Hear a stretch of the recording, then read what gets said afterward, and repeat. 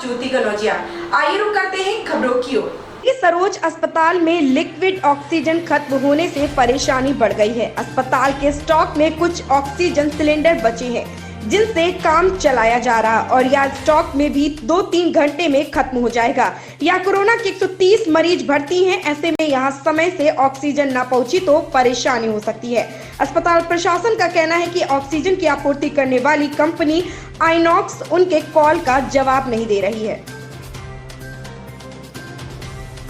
Corona के लगातार बढ़ते मामलों ने अब लोगों के बीच खौफ पैदा कर दिया है। बेड, ऑक्सीजन और दवाइयों की कमी से लोग परेशान हैं। उधर संक्रमितों की संख्या लगातार बढ़ती ही जा रही है। बुधवार को भी जहां 536 नए संक्रमितों की पुष्टि हुई है, वहीं बीते 24 घंटों के दौरान 4 लोगों की मौत हुई है। मामले की गंभीरता को देखते हुए अब स्थानीय अधिकारियों को कंट्रोल रूम में अलग अलग मामलों का प्रभारी बनाया गया। कोरोना की दूसरी लहर की तेजी के बीच पश्चिम बंगाल विधानसभा चुनाव के छठे चरण में बृहस्पतिवार को 43 सीटों पर वोट डाले जा रहे हैं। इसमें 1 करोड़ से ज्यादा मतदाता अपने मताधिकार का उपयोग करेंगे। इस चरण में भाजपा के मुकुल राय, टीएमसी मंत्री ज्योतिप्रियो मलिक और चंद्रमा भट्टाचार्य जैसे प्रमुख नेताओं के भाग्य का फैसला होगा। लखनऊ के 3 बस अड्डे आलमबाग, चारबाग और कैसरबाग से ट्रेन के जरिए मुंबई और दिल्ली से आने वाले यात्रियों को बस से ढोने का काम बंद हो गया है। गुरुवार सुबह 6 बजे से संविदा के चालक और परिचालक हड़ताल पर चले गए हैं। उनका आरोप है कि कोरोना जैसी महामारी में उनकी मृत्यु होने पर उनके परिवार को कोई आर्थिक मदद नहीं मिलेगी। 2 दिन के भीतर 3 अफसरों की मौत हो चुकी है। आपातकाल में काम करने के बाद भी उनके वेतन से कटौती हो रही है। पश्चिम बंगाल में आज छठे चरण के विधानसभा चुनाव के लिए मतदान होना है, लेकिन इससे पहले मंगलवार को राज्य में 3 जगहों पर बम फेंके जाने की घटना से एक बार फिर से खौफ का माहौल बना हुआ है। जानकारी के अनुसार तीनों घटनाएं उन निर्वाचन क्षेत्रों में हुई जहां पर बृहस्पतिवार को वोटिंग की जानी है। विस्फोट के कारण एक व्यक्ति की जान तक चली गई। देश की सुरक्षा में इस्तेमाल ऑक्सीजन जल्द ही राजधानी के अस्पतालों को मिलेगी, लेकिन कोरोना संक्रमित मरीजों के लिए चिंता की खबर की है। अस्पतालों में अभी ऑक्सीजन का संकट कुछ समय और देखने को मिल सकता है। आशंका यहां तक है कि दिल्ली एनसीआर में अगले 3 दिन तक अस्पतालों को इस मुसीबत का सामना करना पड़ सकता है, क्योंकि बुधवार को किए गए इंतजामों का असर 72 से 75 घंटे बाद भी दिखाई दे सकेगा।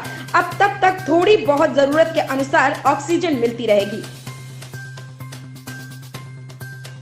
सुप्रीम कोर्ट से चुनावों और रैलियों पर पूरी तरह पाबंदी लगाने की गुहार लगाई गई है। एक जनहित याचिका में कोरोना के बढ़ते संक्रमण का हवाला देते हुए शीर्ष अदालत से यह पाबंदी लगाने की गुहार लगाई गई। एक वकील की तरफ से दाखिल याचिका में कहा गया है कि चुनावी सभाओं में नेताओं और उनके समर्थकों द्वारा गृह मंत्रालय व स्वास्थ्य विभाग के कोरोना संबंधी दिशा निर्देशों का पालन नहीं किया जा रहा। राजनीतिक दलों के नेताओं की बड़ी चुनावी सभाओं में हजारों की भीड़ जुट रही है, लेकिन वहां सामाजिक दूरी का पालन नहीं हो रहा। सभाओं में आए अधिकतर लोग मास्क तक नहीं लगाते हैं।